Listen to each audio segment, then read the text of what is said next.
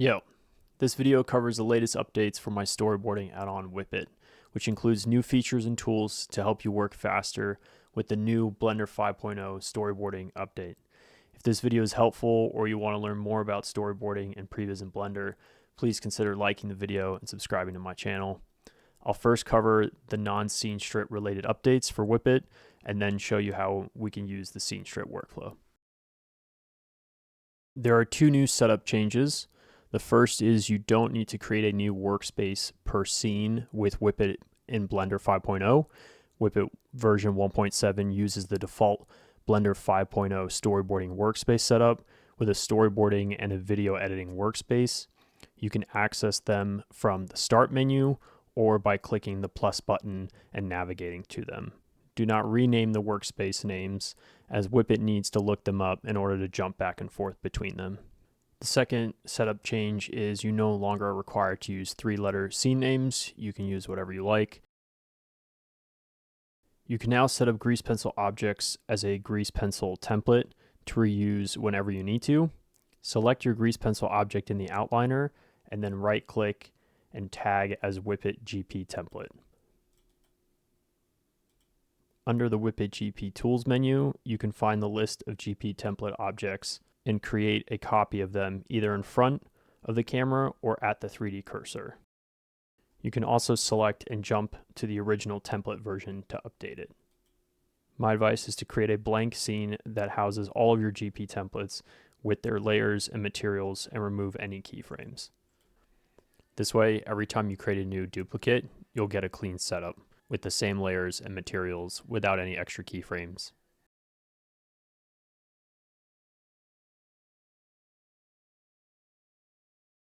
Tag objects as reference using the right-click tag as Whippet reference. To export the reference images, be sure to select the keyframes you want to export, then hit Export References.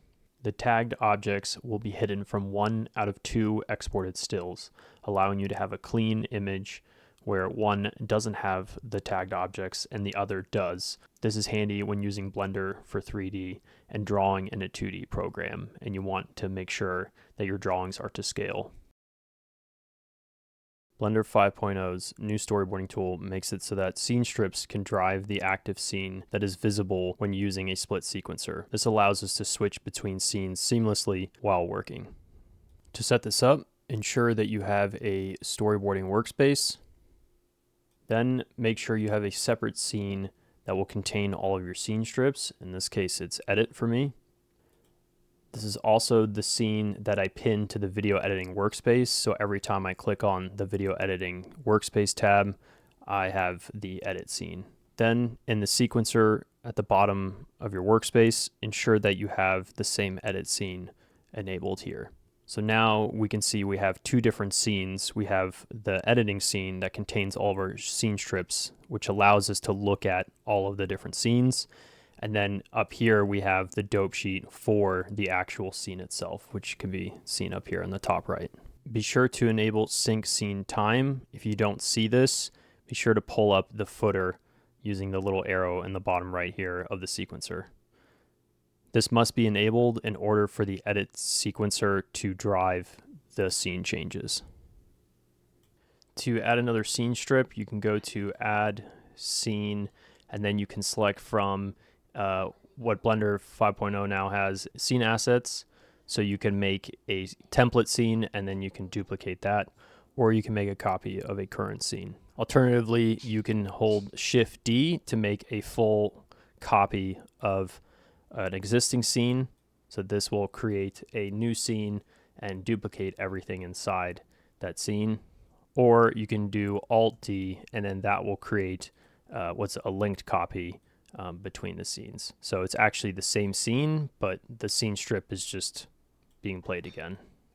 Okay, now let's say we want to have multiple cameras in one scene. For example, if we want to capture coverage of a 3D set. Traditionally in Blender, we can bind individual cameras to markers. So when I have this first camera here selected, I can press Control B over the dope sheet, and now I will have that camera binded to marker 1. And then I can add a new camera Now with this second camera selected, I can bind this while hovering over the dope sheet to frame 20, and then I can jump into this camera and just move it. So we have a different angle. So now when I scrub the dope sheet inside the scene, whenever I hit frame 1, between frame 1 and frame 20, I have the first camera that we had, and then now I automatically jump to the second camera. Scene strips have this property that allow us to actually give it a camera, which allows us to only see through that camera for that scene strip. If you go to the strip properties in your properties menu, make sure the input is set to camera, and then you can select the camera here. So now for the scene strip, even if I scrub past frame 20, it stays on the thing. You can see there's a bit of a flash, but that's just a Blender thing. So now this scene strip will only ever show camera 0.003. And so then for this one, we'll do the same thing. Make sure we're on camera, set the camera to camera because that's the second one.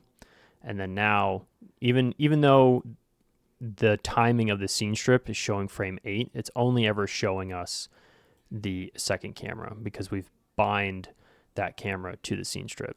Now let's say we actually want this second scene strip to line up with frame 20 in the dope sheet, so that when we hit the first frame of the scene strip, the dope sheet actually starts at frame 20.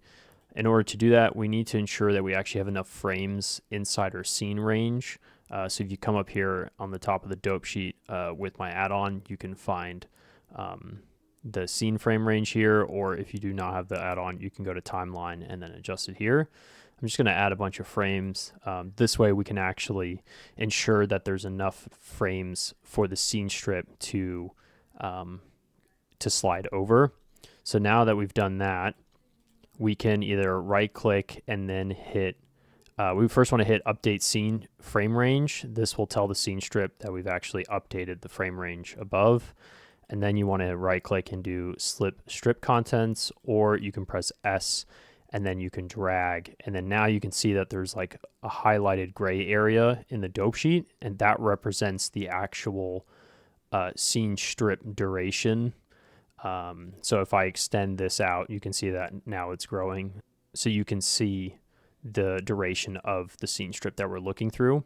So again, if I click on it, press S, I can now slide this so that it starts at frame 20 here. So now if I go to the beginning, we're at frame 20, and then now we can just scrub along, and then you can see that we start at frame 20.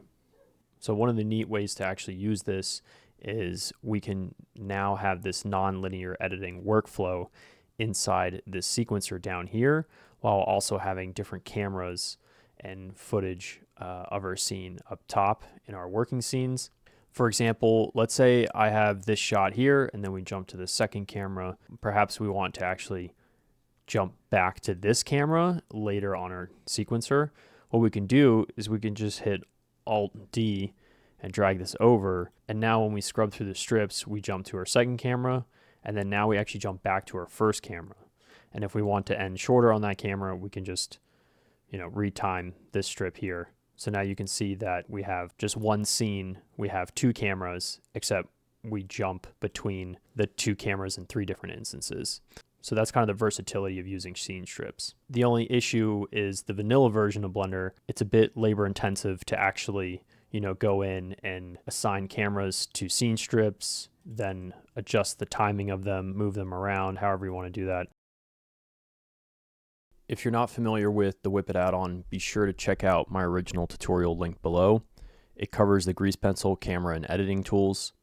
This latest version builds on top of the initial release with new scene strip tools, but you can also still use the video Playblasts workflow if you prefer. It's totally up to you. For context, I removed the previous cameras in this file and replaced the collections with the Whippet collections in each scene. I went ahead and added 3 cameras in this scene to demo the rest of the features. As you've probably seen by now, there are new buttons located on the header of the sequencer, along with the footer buttons are moved to the header, so you no longer need the footer, and you don't need the dope sheet footer either. Okay, so how do we go about converting our cameras in our scene into scene strips? Using the add-on underneath the Playblast and Scene Strip Tools menu, we have 2 buttons. The first one converts the active camera to a scene strip, and the second converts all cameras in the active scene to scene strips. These buttons are also located on the dope sheet header, so while working, you can easily access them and immediately convert a camera into scene strips. So I'm going to hit the convert all cameras to scene strips. So as you can see, we now have scene strips for this active scene for all 3 cameras. And when I scrub through the sequencer, you can see that the timing of the scene strips are aligned with the camera. So you don't have to go in and slide the camera animation to line up with the start and end point of your camera. Now let's say if you move any of your cameras using the Whippet features, then all the timing of your scene strips will automatically sync as well. So if I select the keyframe, I click the move camera strips, I'll just adjust this camera. So now the timing of this scene strip aligns with the camera strip. All of that is done automatically synced for you. If I add in a new camera using 2D storyboard mode, which will make sure that you have a gap between your camera strips, that will also slide and align your scene strips with your camera strips. So if I scrub here, you can see that these 2 scene strips align with the cameras again. And then if I go back to this camera, I can add this guy to the sequencer as well. Scene strips will also automatically expand when you are inserting new keyframes for your grease pencil objects. So I'll go ahead and just duplicate this grease pencil. And as you can see, as the camera strip increases, the scene strip down below also increases, and it moves every other scene strip over. If I want to see another instance of the same camera on the sequencer, I can just convert the active camera to a scene strip, and the scene strip gets added to the end of your timeline. The strip will also be given a version number. So here you can see that the first scene strip has an 01, letting you know that it's version 1, and then the new scene strip has an 02, letting you know that there's multiple instances of the same camera from the same scene. Okay, so if I want to add my other scenes to the sequencer as scene strips, I can just switch to them. Here I already have a camera set up for all the other scenes. I can convert the camera to a scene strip. And now when we scrub over the scene strips, it'll automatically activate that other scene. So I'll go ahead and just do that for the other scenes. As you can see, each unique scene gets a different color tag, letting you know that that strip is coming from a particular scene. If you want to move a scene strip earlier in your timeline, Blender has a shuffle setting here, but unfortunately when you want to go backwards, it doesn't actually let you put it anywhere. I think it only works going forward like this. So I've added these custom operators that let you shuffle the scene strips along the same channel on your timeline. So if you click this button, it'll just swap places with any scene strip. You can also do this with multiple scene strips selected in a block. So here I can just shift the order of the scene strips. You can also trim scene strips using these 2 buttons here for trimming left of the playhead and trimming right of the playhead. Okay, let's check out a working example of how we can utilize scenes and scene strips. So here's a very simple scene setup. It's just the exterior of a house. So imagine we have to tell a story that centers around the exterior here, and all I have is the cube and the ground and 1 collection. And what we can do is have this scene as a base scene. We're not actually going to create cameras in the scene. We're just going to have this scene set up as our base. And then anytime we want to create a new scene strip, we can just work off of this scene. So underneath scene strip tools, we want to set the default scene, which is this exterior one here. And then we have 2 options. We can either do a full copy of that scene, or we can do a linked copy. A linked copy will essentially mean that all the objects in this default scene will be linked to our new scene that we create. And those objects, if we move them in the new scene, it'll also move them in our template scene and vice versa. So sometimes you might want that. Typically, you probably don't. Our next option is the camera start frame. This is just where the first camera will be added. I like to start at frame 100 because it gives me a bit of frames at the start of the scene in case I have to move something around. And then the second 2 options is a new scene with a scene strip. So now we have 2 options to create our new scene. We can either create a new scene with a scene strip. This will automatically add a scene strip to our sequencer. This is intended for using the scene strip workflow. The second option is new scene without scene strip. This is intended if you plan on using the video Playblast system and not using scene strips. So I'm going to make a full copy of this exterior base set using the new scene with scene strip. So now you can see we have a new scene strip for this new scene, because here the scene name is now exterior.001, and we automatically have a camera inserted where we were looking in the base scene. So this is a very fast way to just create a new scene while also having your basic set already built for you. If you want to export your scene strips as individual Playblast files, you have one of two options. You can export all scene strips or just export the active scene strip. This will render a Playblast MP4 file for you. If you want to export your sequence as one video file, then you can jump over to the video editing workspace and simply use the default Blender export settings and features. If you would like to export an EDL for your scene strips, you first have to render all your scene strips out as a Playblast using, again, the features mentioned here. In order to access the EDL options, you can press N on your keyboard while hovering over the sequencer down below, or hit the little arrow button here to bring up the side toolbar. Go over to your Whippet tab. Note, you have to be in the video editing workspace for this to work. You can now assign shot labels with this latest version of the add-on. So if you just select and highlight all your scene strips, you can set your shot prefix and your shot numbering system and hit assign shot labels. In order to export an EDL, make sure you have your EDL output path set up, and then you can hit this button. It'll create an editorial folder, just like the video strip method from the initial release of the add-on. It'll create a separate folder and copy over the relevant scene strip files that you have already rendered via Playblast. That covers all the new features for Whippet version 1.7. There are a lot of exciting opportunities with Blender's new storyboarding system, and I hope the add-on makes it even easier to use. If you've already purchased the add-on, be sure to head over to my website to get the latest version, and thank you so much for your support. I do have a couple more features in mind, but please share your feedback in the Discord. If you haven't already gotten a copy of the Whippet add-on, there's a link in the description below. Thank you so much for watching the video. Please remember to subscribe and like the video if you thought it was helpful, and Happy New Year.